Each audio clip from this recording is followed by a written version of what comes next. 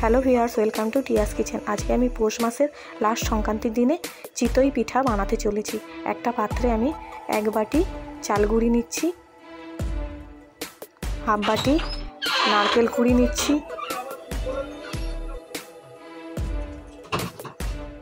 এর মধ্যে অল্প লবণ নিলাম,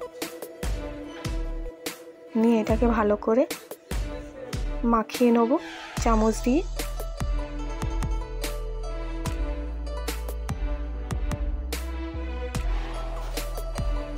এর মধ্যে আমি উষ্ণ গরম জলটা দিচ্ছি, দিয়ে ভালো করে এটাকে মিশিয়ে নিচ্ছি। দেখুন আমি অল্প অল্প করে গরম জলটা দিচ্ছি, দিয়ে এটাকে ভালো করে মিশিয়ে নেব। দেখুন ব্যাটারটা আমার খুব মোটাও না খুব পাতলাও না, আমার এটা রেডি হয়ে গেছে ব্যাটারটা। এবার আমি গ্যাস জ্বেলে এর মধ্যে আমি কড়াটা বসিয়ে দিচ্ছি।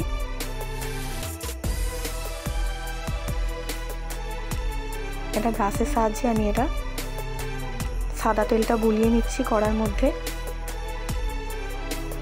এবার তেলটা কাপড় দিয়ে ভালো করে মুছে নিলাম।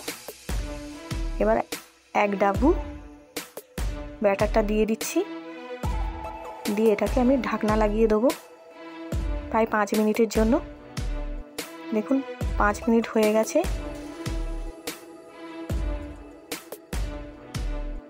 দেখুন পিঠাটা খুব সুন্দরভাবে উঠে এসছে। পেছন দিকটা কেমন হয়েছে দেখুন। আমি এটাকে আবার নামিয়ে নিচ্ছি। আপনাদের বোঝানোর জন্য আমি আরেকটা বানিয়ে দেখাচ্ছি। সেম প্রসেসে আমি কড়ার মধ্যে তেল বুলিয়ে নিলাম, তেলটা ভালো করে আবার মুছে 1 ডাবু ব্যাটারটা দিয়ে দেবো, দিয়ে আমি আবার 5 মিনিটের জন্য ঢাকনা লাগিয়ে রেখে দেবো। 5 মিনিট হয়ে গেছে।